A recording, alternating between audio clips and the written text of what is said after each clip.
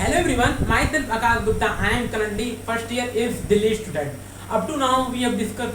We have already uploaded two videos. In the first video, we have overview of IMS paramedical examination. In the first video, we have also talked about the targeted point, just like physics, chemistry, bio. How can you hit the examination? And in second video, we have just discussed about the number of feet and course detail and top priority of IMS order. But right now, in this video, we have just talked about that important chapter wise priority order in subject like biology, chemistry and physics.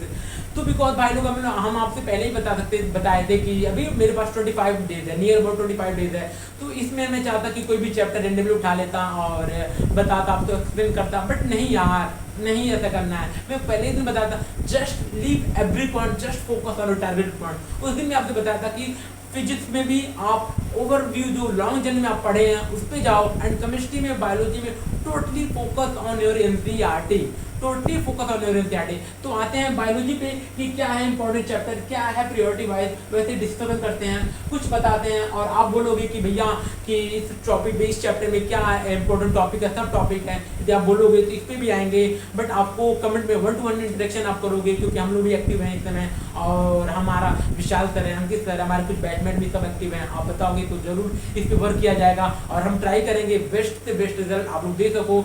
तो आते हैं अब biology में priority wise chapter क्या है। तो first priority में मेरा है principle of inheritance and molecular basis of inheritance. आपको पता ही होगा one of the important and one of the scoring chapter माना जाता है। किसी भी मेडिकल एग्जाम में डालो, उसमें इस चैप्टर से क्वेश्चन आना ही आना है, और आना ही आना नहीं, अच्छी क्वेश्चन आते हैं, स्कोरिंग बेसिस पे होता है। और सेकंड पे आज बायोटेक एंड माइक्रोस्कोप। आप पूछेंगे कि भैया यहाँ पे सेकंड में माइक्रोस क्यों रखे हैं। माइक्रोस तो 12th का सबसे छोटे चैप्टर माना जाता है। इसमें क्या है ना भाई कि इसमें एक क्वेश्चन तो आना ही आना, कंपलसरी आना है ना, बट इससे ना कभी कभी दो क्वेश्चन बन जाते हैं, इसलिए मैंने सेकंड पे रखा। देन आते हैं इकोलॉजी पे भी, एंड प्लांट फिजियो पे, ह्यूमन रिप्रोडक्शन, रिप्रोडक्टिव हेल्थ पे, रिप्रोडक्टिव हेल्थ में, एंड आते हैं प्लांट डाइवर्सिटी पे, cell cycle and cell division पे आते हैं। सेल डिवीजन मियोसिस से हर साल क्वेश्चन आना ही आना है। जैसे मैंने बताया नहीं, रिप्रोडक्टिव हेल्थ में भी कुछ टॉपिक से ही क्वेश्चन आता है, और वो टॉपिक आपको आप बताओगे, उस पर टॉपिक पे डिस्कस किया जाएगा। तो आपको मेन प्रॉब्लम क्या है, आपका मेन मोटिव होना ही चाहिए उस चैप्टर का जो भी इंपॉर्टेंट टॉपिक है एटलीस्ट उसको आप ग्रिप बना लो। तो आते हैं नेक्स्ट पे ह्यूमन हेल्थ डिजीज पे, एनिमल किंगडम पे। एनिमल किंगडम मेरा मानना है जितनी भी नेम है ना, आप उस नेम को टिप्स पे कर लो, बाकी उससे क्वेश्चन बन जाएगा। आ जाओ ह्यूमन फिजियो पे, then morphology, flowering plant, anatomy, origin and evolution, biomolecule, enzyme, animal tissue and crop. तो इसके थ्रू आप जाना, एंड होप सो दैट इससे करोगे आप कम टाइम में अच्छा रिजल्ट दे सकते हो। देन आते हैं केमिस्ट्री पे।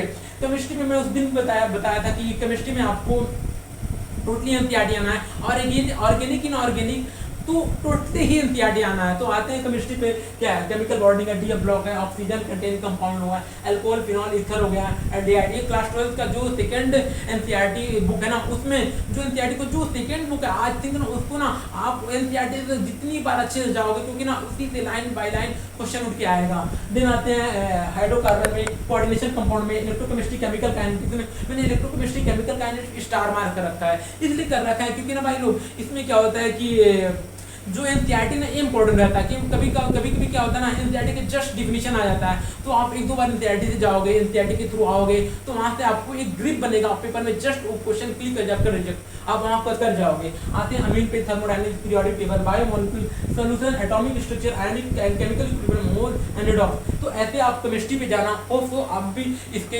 अकॉर्डिंग चलोगे तो अच्छा रिजल्ट आप मिल पाएगा, अच्छा स्कोर कर सकते हो। आते हैं फिजिक्स पे। फिजिक्स आपको पता ही होगा, modern physics and semiconductor one of the scoring subject माना जाता है, क्लास 12 का वेटेज चैप्टर माना जाता है। तो आप इसके लिए आप इसको अच्छे से करना। देन मैग्नेटिज्म पे, थर्मल फिजिक्स पे, करंट, इलेक्ट्रिसिटी एंड कैपेसिटर्स हुआ, वेव ऑप्टिक्स हुआ, इलेक्ट्रोस्टैट हुआ, रे ऑप्टिक्स हुआ, एंड इंस्ट्रूमेंट हुआ, देन यूनिट डायमेंशन हुआ, रोटेशन हुआ, ग्रेविटेशन हुआ, प्रॉपर्टी ऑफ मैटर हुआ, ईएमआई हुआ, एसी हुआ, काइनेमेटिक्स हुआ, एनएलएम हुआ।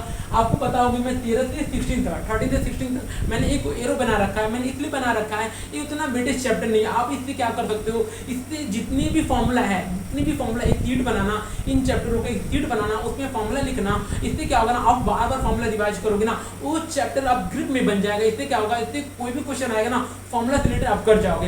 एक बात मैंने उस दिन फर्स्ट डे बताया था, सपोज मैग्नेटिज्म कुछ पॉइंट जो फॉर्मूला देकर आपको एक्सप्लेन किया था। जस्ट लाइक एक फॉर्मूला है F equal to Q V cross B. इससे क्या करना, आपके नोट्स में ना 5 से 6 क्वेश्चन सर कराते हैं, आप क्या करना उस पॉइंट के उस फॉर्मूला से 2 से 3 क्वेश्चन ही कर लेना। ईच चैप्टर से इतना जो इंपॉर्टेंट फॉर्मूलाज हैं उससे निकाल के आप 2 से 3 क्वेश्चन कर ले रहे हो तो बिलीव रखना उस वहीं से क्वेश्चन आएगा, और वहीं से क्वेश्चन यदि आता है तो आप उस क्वेश्चन को कर सकते हो।